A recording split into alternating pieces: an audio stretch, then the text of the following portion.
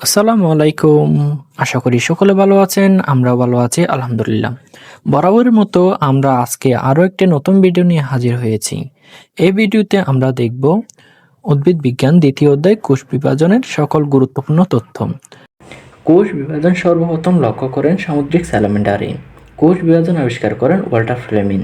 কোষ বিভাজনের পদ্ধতি 3 প্রকার। যে সকল কোষ বিভাজিত হয় না এগুলো হচ্ছে আরবিসি, নিউরন, পেশিকোষ।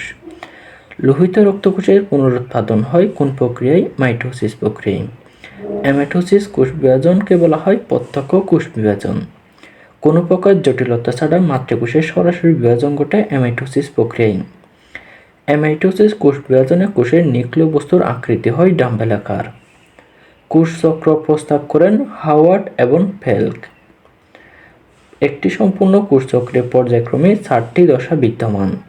কোষ চক্রের পর্যায়ক্রম G1, S, G2, M।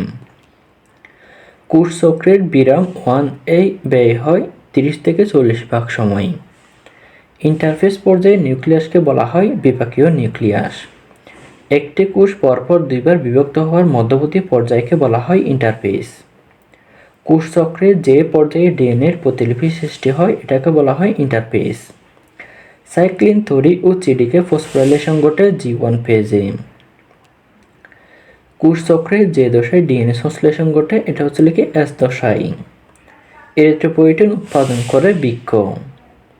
Genetically নিয়ন্ত্রিত কোষের মৃত্যুকে বলা অ্যাপোপ্টোসিস। মাইটোসিস কোষ বিভাজন সর্বপ্রথম দেখতে পান স্লাইকার। মাইটোসিস কোষ বিভাজনের নামকরণ করেন ফ্লেমিং। স্লাইকার মাইটোসিস বিভাজনের নাম দেন ক্যারিওকাইনেসিস। মাতৃতন্তুর সাথে ক্রোমোজোমকে সংযুক্ত করে সেন্ট্রোমিয়ার। ক্রোমোজোমের মেটাকাইনেসিস ও কন্ডেনসেশন ঘটে মাইটোটিক মেটাফেজে। মানবদেহের ক্ষত নিরাময়ে কোনটি অপরিহার্য? এটা হল মাইটোসিস। মাইটোসিসের বিভাজন হয় ক্যারিওকাইনেসিস প্রক্রিয়ায়। মাইটোসিস কোষ বিভাজনের যে পর্যায়ে প্রতিটি ক্রোমাটিড একটি অপত্য ক্রোমোজোম পরিণত হয় এটা হচ্ছে অ্যানাফেজ। মাইটোসিস কোষ বিভাজনের সময় স্পিন্ডল তন্ত্রের বিষুবীয় অঞ্চলে ক্রোমোজোমে বিন্যস্ত হওয়াকে বলা হয় মেটাকাইনেসিস। মাইটোসিসে যে ধাপে নিউক্লিয়ার মেমব্রেন ও নিউক্লিওলাসের বিলুপ্তি ঘটে এটা হচ্ছে প্রোফেজ। মাইটোসিস কোষ বিভাজনে স্পিন্ডল যন্ত্রের সৃষ্টি হয় প্রোমেটাফেজ ধাপে। ক্রোমোজোমের মোটা ও খাটো হওয়াকে বলা হয় কন্ডেনসেশন। কোষ প্লেট তৈরি হয় সাইটোকাইনেসিস পর্যায়ে। সমীকরণিক বিভাজন বলা হয় মাইটোটিক কোষ বিভাজনকে। মাইটোসিস কোষ বিভাজনের সবচেয়ে দীর্ঘস্থায়ী পর্যায় হচ্ছে প্রোফেজ। মাইটোসিসের যে ধাপে নিউক্লিয়ার মেমব্রেন ও নিউক্লিওলাসের বিলুপ্তি ঘটে এটা হচ্ছে প্রোমেটাফেজ। মাইটোসিসের যে ধাপে নিউক্লিয়ার মেমব্রেন ও নিউক্লিওলাস সম্পূর্ণ বিলুপ্ত থাকে এগুলো হচ্ছে মেটাফেজ। কোষ বিভাজনের যে পর্যায়ে ক্রোমোজোমগুলো বিষুবীয় অঞ্চলে অবস্থান করে এটা হচ্ছে মেটাফেজ। ক্রোমোজোমাল নৃত্য দেখা যায় প্রোমেটাফেজ দশায়। ক্রোমোজোম গতিপ্রাপ্ত হয় অ্যানাফেজ দশায়। মাইটোসিস কোষ বিভাজনের গতি পর্যায় নামে পরিচিত অ্যানাফেজ। ক্রোমোজোমগুলো মেরুর কাছাকাছি পৌঁছালে সমাপ্তি ঘটে অ্যানাফেজ পর্যায়ের। মাইটোসিস বিভাজনে জলযোজন ঘটে টেলোফেজ পর্যায়ে। মাইটোসিস বিভাজনে স্পিন্ডল তন্তু সৃষ্টির সূচনা হয় প্রোফেজের শেষে। মেরুমুখী চলন ঘটে অ্যানাফেজ পর্যায়ে। মাইটোসিসের সবচেয়ে দীর্ঘস্থায়ী পর্যায় হচ্ছে প্রোফেজ। প্রাণীকোষের 2 মেরু থেকে বিচ্ছুরিত হয় অ্যাস্টার তন্তু। কোষ বিভাজনের সময় যে অঙ্গাণুটি অ্যাস্টারোসি সৃষ্টি করে এটা হচ্ছে সেন্ট্রিওল। অ্যাস্টারোসির সৃষ্টি হয় প্রোমেটাফেজ ধাপে। মাইটোসিসের সেন্টিমিয়ারের বিভাজন হয় মেটাফেজের শেষ দিকে।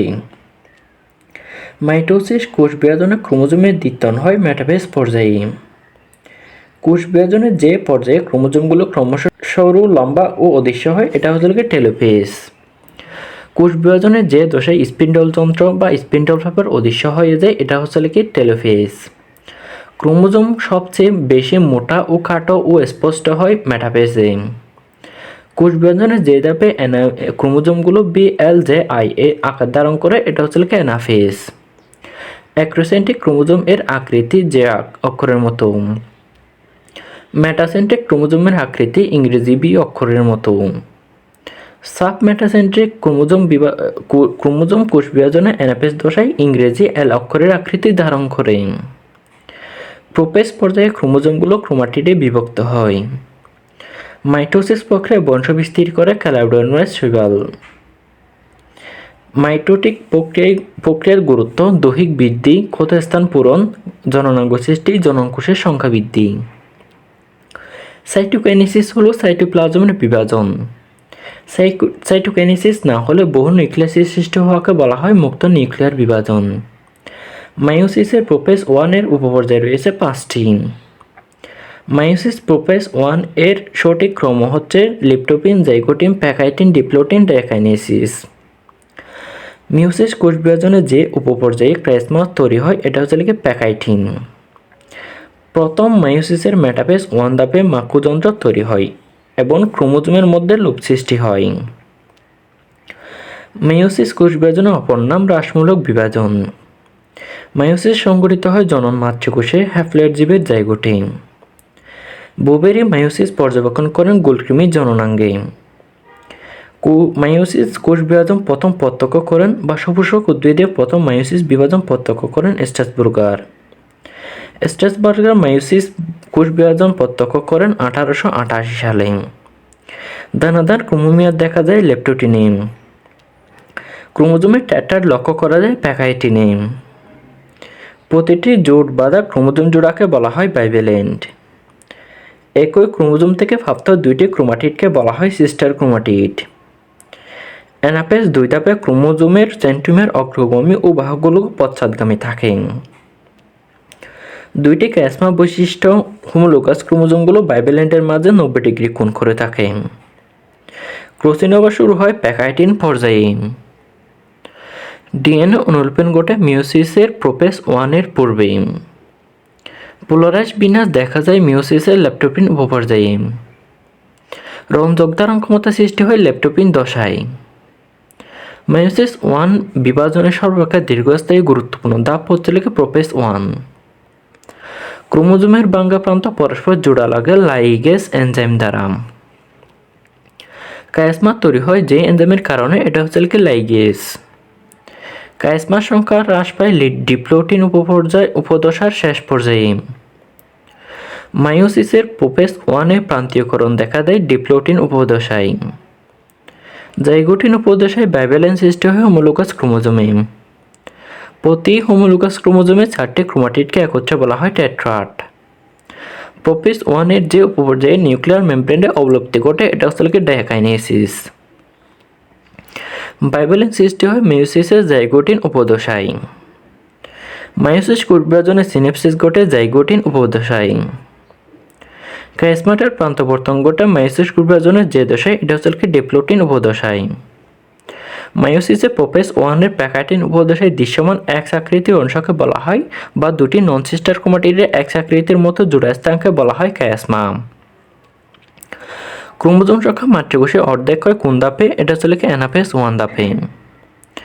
দুটি হোমোলোগাস ক্রোমোজোমের মধ্যে জোড় সৃষ্টি হওয়াকে বলা হয় সিনেপসিস। মায়োসিস কোষ বিভাজন প্রক্রিয়া নিউক্লিয়াসের প্রথম ও দ্বিতীয় বিভাজনের মধ্যবর্তী সময়কে বলে ইন্টারকাইনেসিস। ক্রোমোজোমের অংশের বিনিময়কে বলা হয় ক্রসিং ওভার। নন সিস্টার ক্রোমাটিড দুটি এক বা একাধিক স্থানে বা এবং একই তলে আঁটাড়ে বা ভেঙে যায়, এটাকে বলা হয় এন্ডিনিউক্লিয়াস এনজাইমের কারণে।